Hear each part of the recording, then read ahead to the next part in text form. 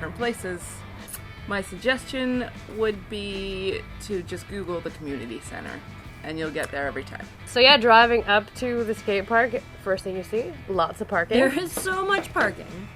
You can't just like get out of your car, gear up and roll in.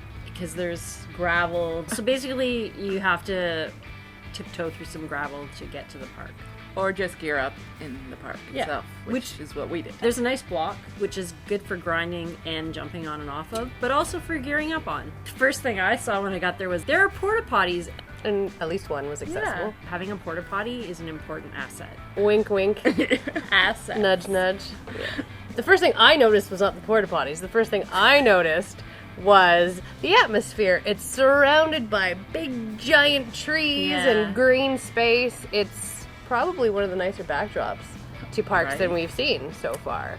And it was pretty clean because it's connected with the community center. There actually is a staff person who comes around and keeps things fairly clean. There was some polite, cute graffiti. Yeah. The other thing to note was the garbage and recycling, of course, as we always seem to note that. These are important. And you also felt like this concrete was fairly new and very smooth. Apparently it's only 4 years old. Yeah, there was only a few chips here and there. I was going to say it looked a little older, but... Yeah, I definitely thought that. Don't we all? I mean, hard winters in Haliburton.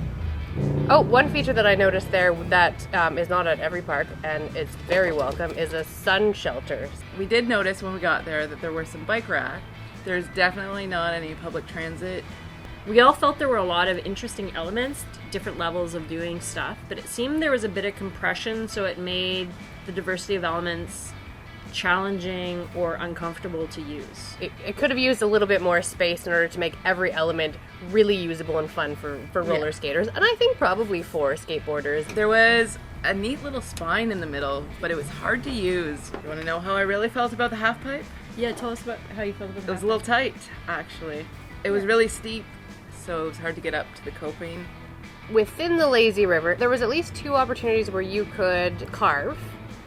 They put a lot into a small space. So while there are a lot of elements that were very creative and you could have done some really imaginative, fun things with them, when you come out of that, you're running into somebody else or something else. Or hitting a wall or hurtling a spine. A rock. Or a rock. Yeah. Maneuvering around a rock. The pump track was super fun. You got good air on it. And if you like artisanal beer and food, in the area are several craft breweries and some really good restaurants. And if you want to know where they are, message Molly, because she really knows all about it. Haliburton's a great little park. Lots of elements that are interesting, fun, creative in one jam-packed little space. Lots of stuff for various levels. And yeah, we give it a thumbs up.